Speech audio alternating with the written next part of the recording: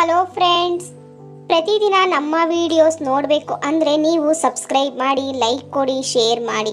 ಪ್ರತಿದಿನ 4 ಗಂಟೆಗೆ ನಮ್ಮ ವಿಡಿಯೋಸ್ ನಿಮ್ಮ ಮುಂದೆ.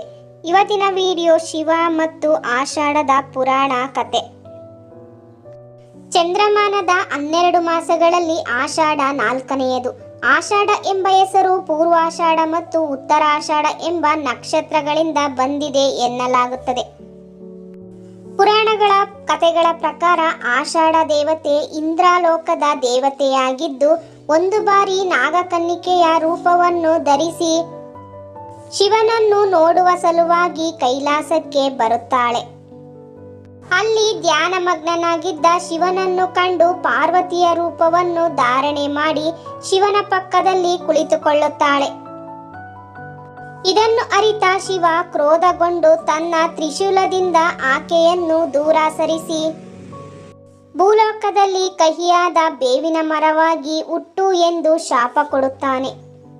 ಬಳಿಕ ಆಷಾಢಳಿಗೆ ತನ್ನ ತಪ್ಪಿನ ಅರಿವಾಗಿದ್ದು, ಇದನ್ನು ಗಮನಿಸಿದ ಶಿವನು ಆಕೆಗೆ ಬೇವಿನ ಮರವಾದರೂ ಭೂಲೋಕದಲ್ಲಿ ಪೂಜೆಗೆ ಅರ್ಹಳು ಎಂದು ಆಶೀರ್ವಾದ ನೀಡುತ್ತಾನೆ. ಈ ರೀತಿಯಾಗಿ ಆಕೆ ಭೂಮಿಯಲ್ಲಿ ಪೂಜೆಗೆ ಅರ್ಹಳಾದಳು ಎಂಬ ಪ್ರತೀತಿ ಇದೆ.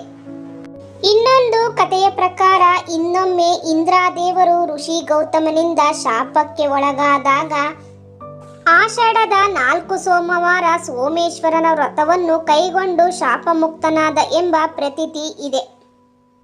ಗಂಗೆಯು ಭೂಮಿಗೆ ಇದೇ ಮಾಸದಲ್ಲಿ ಹರಿದು ಬಂದಳು ಎಂಬ ಪ್ರತೀತಿ ಇದೆ.